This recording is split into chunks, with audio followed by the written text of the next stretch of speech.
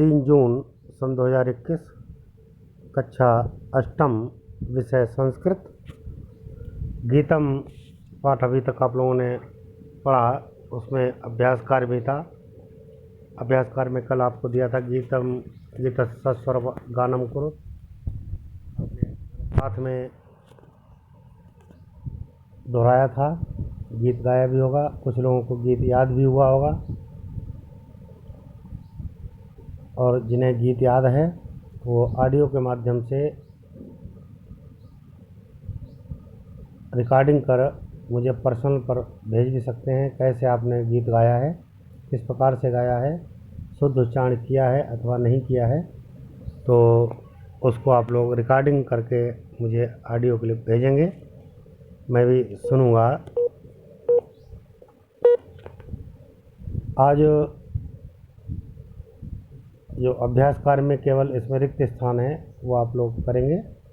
तो रिक्त स्थान के अंतर्गत रिक्त स्थानानि पूरयत, प्रश्न क्रमांक 2 देखेंगे।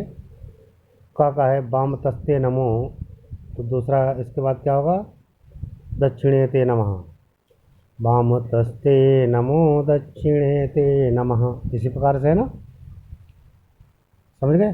फिर अगला है का ते गिरिभ्यो नमस्ते नदीभ्यो नमः, इसके बाद क्या होगा, ते वनेभ्यो नमो जनपदेभ्यो नमः। ठीक। फिर प्राण दे त्राण दे देवी शक्ति प्रदे। फिर अगली पंक्ति क्या है, उसको जोड़ना है, रिद्धि दे सिद्धि दे भुक्ति मुक्ति प्रदे। नीचे जो दिए गए हैं रिक्त स्थान, इनको देखकर आप लोग ऊपर भर सकते हैं। हालांकि इसको गीत से देखकर भी आप लोग भर सकते थे, फिर भी यहाँ पर दे दिया है, तो इसको भी आप लोग देख लें। बार बार एक ही कार्य दिया जाता है, फिर भी आपको जब याद नहीं होता है, समझ में नहीं आता है, तो आपको भी कष्ट होता है और मुझे भी। तो इसलिए लगातार बार बार निरंतर अभ्यासेन विद्या वर्धते, अभ्यास से विद्या बढ़ती है। लगातार निरंतर प्रयत्न करोगे, निरंतर प्रयत्न करोगे तो अवश्य आपको उसका परिणाम और लाभ मिलेगा। केवल लिखकर रख देंगे, गीत लिखा और रख दिया, तो न तो याद होगा और न ही उसे आप लोग समझ पाएंगे और न ही शुद्ध उच्चारण कर पाएंगे। तो इसलिए अभ्यास निरंतर बनाए रखें, लगातार बनाए रखें। जो भैया बहन इस पर ऑनलाइन जुड़े हुए हैं उन्हें वास्तव में ये भी लाभ मिलेगा। जैसे कुछ भैया बहन हैं निरंतर लगातार जो अपना गृह कार्य है वो प्रेषित कर रहे हैं, तुरंत ही गृह कार्य करके और उसकी फ़ोटो मेरे पर्सनल नंबर पर भेजते हैं, तो मुझे जानकारी हो जाती है कि, लेकिन कुछ भैया ऐसे हैं जो जानकारी ही नहीं दे रहे हैं।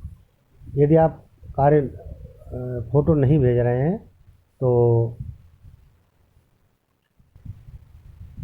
केवल मैसेज टाइप कर दें, मैसेज के माध्यम से, संदेश के माध्यम से बता दें कि मैंने अपना गृह कार्य कर लिया है। केवल इतना लिख दीजिए बस। मेरे पर्सनल नंबर पर आप लोग केवल इतना लिखकर भेजेंगे कि मैंने अपना गृह कार्य कर लिया है, बस अपना नाम, ताकि मैं भी जान सकूं कि कौन कौन गृह कार्य में कर रहे हैं। तो इस तरह से रिक्त स्थान प्राण दे त्राण दे देवी शक्ति प्रदे, फिर वहीं पर आते हैं। फिर तीसरा क्या है, रिद्धि दे सिद्धि दे भुक्ति मुक्ति प्रदे। फिर अगला घा का है चौथा वाला, सर्वदे सर्वदा देवी तुभ्यम नमो। फिर है मातृभूमे नमो मातृभूमे नमः। इस प्रकार से कल आपको भावार्थ बताया था। कुछ लोगों को भावार्थ याद हो गया तो भावार्थ लिखकर भेजें कि मुझे भावार्थ याद हो गया है। कुछ लोगों को गीत पूरा याद हो गया होगा तो वो लिखकर भेजेंगे मुझे पूरा गीत याद हो गया है, कंठस्थ हो गया है।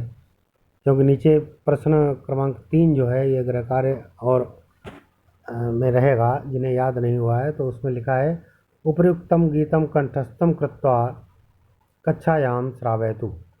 उपयुक्त गीत को कंठस्थ कर क्लास कक्षा में सुनाएं। तो भैया आयुष मंडल जो हैं उनके लिए विशेष रूप से मैं कह रहा हूँ कि वह अपनी ऑडियो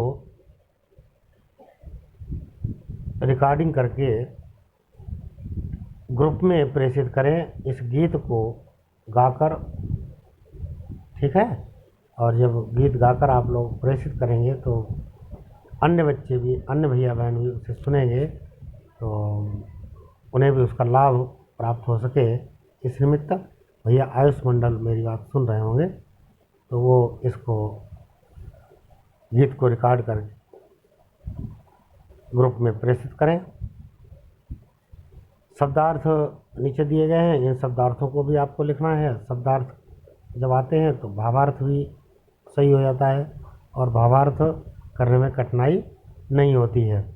शब्दार्थ कुछ इस प्रकार से ऊर्ध्वधस्ते कल बताया था, ऊपर की ओर से चाप्यधस्ते और नीचे की ओर से तुम्हारे लिए कणेभ्यो कणों के लिए, अणुभ्यो अणुओं के लिए, प्राण दे प्राण देने वाली, त्राण दे रक्षा करने वाली, मातृभूमि मातृभूमि को, अग्रतः माने आगे से, पृष्ठतः पीछे से, वामतः बाएं से, दक्षिणे दक्षिणे दाहिने से, गिरिभ्य पहाड़ों से, नदीभ्य नदियों से, वनेभ्य वनों से, जनपदेभ्य जिलों से, शक्ति प्रदेश शक्ति प्रदान करने वाली, रिद्धि सिद्धि दे रिद्धियों और सिद्धियों को प्रदान करने वाली, भुक्ति मुक्ति प्रदेश समस्त भोगों और मोक्ष को प्रदान करने वाली, सर्वदे सब कुछ देने वाली, सर्वदा सदैव।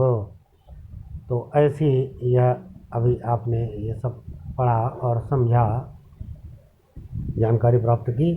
इसके अंतर्गत ये जो रिक्त स्थान दिए गए हैं, इन रिक्त स्थानों को आप करेंगे और इसको समझेंगे। जिनको संगीत में सस्वर पाठ करने को कहा गया है और सस्वर पाठ करेंगे और सस्वर पाठ करके संगीत में स्वर में बोलते हुए उसकी ऑडियो रिकॉर्डिंग भी आप लोग प्रेषित कर सकते हैं निसंकोच, कोई संकोच नहीं। यदि आप की लय ठीक नहीं है तब भी आप बोल सकते हैं, क्योंकि गीत हर कोई गुनगुनाता है। वंदना में या कोई गीत है या भजन है, आरती है, आप लोग करते ही हैं, तो जैसा पढ़ पाएँ वैसा भेजें।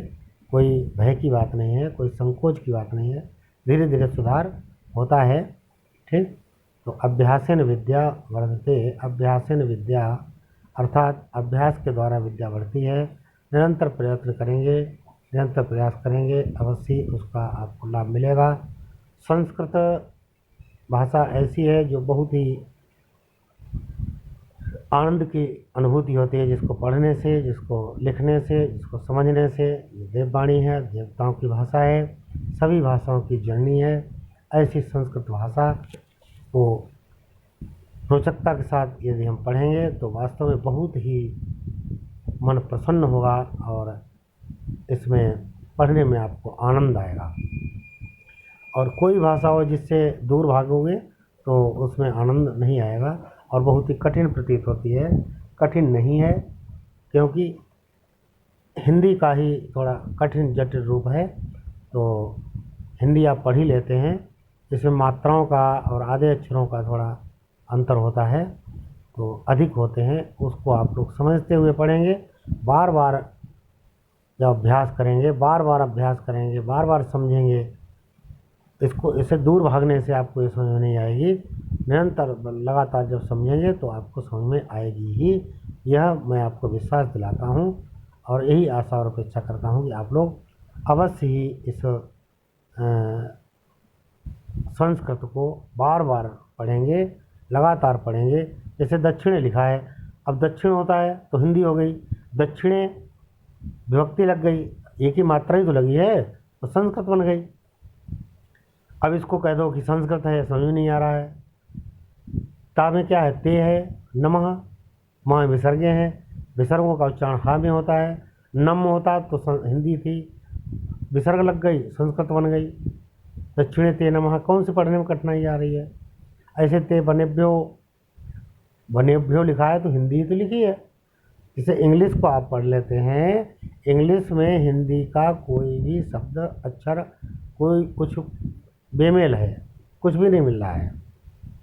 गो है तो GO लिख रहे हो, लेकिन संस्कृत में और हिंदी में गो है तो इसमें गो है। गा में ओ की मात्रा है, इसमें गा में औ की मात्रा हो जाएगी, गऊ हो जाएगा। है ना। तो बिल्कुल वही है, समझने का अंतर है। इसको समझेंगे ध्यानपूर्वक तो अवश्य ही समझ में आएगी, और दूर भागें तो कुछ समझ में नहीं आएगा। तो प्रयास करें, लगातार प्रयास करें। आज अभ्यास कार्य था, छोटा टॉपिक था, छोटा प्रकरण था, इसलिए ये बातें भी समझाई हैं। बीच बीच में ये समझाना भी ज़रूरी है, नहीं तो आप भागते रहोगे, दूर दूर भागते रहोगे, दूरी बना लोगे तो ये संस्कृत समझ में नहीं आएगी। इससे निकटता बनाएं, इसके निकट रहें। जितना आप इसके निकट रहेंगे उतना ही ये आपको समझ में आएगी। ठीक।